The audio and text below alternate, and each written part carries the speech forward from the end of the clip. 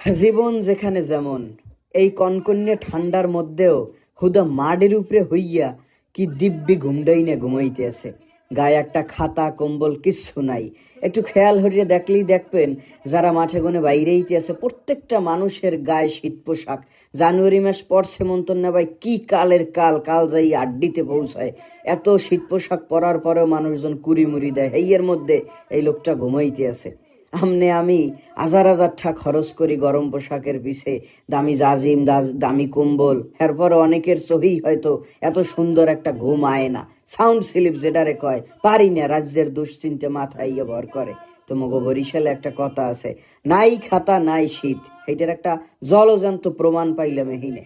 তো একজন ভদ্রলোক রাতের খাবারের ব্যবস্থা করছে, পানির বোতল হাতে ধরাই দিয়ে গেছে, খাবার মাথার দ্বারে থই গেছে, ওড়ানোর চেষ্টা করছিল কিন্তু ওড়ে না। এত নয়েজ, মাহফিলের মাইক, কিন্তু ঘুম তো ঘুমাইতেই আছে।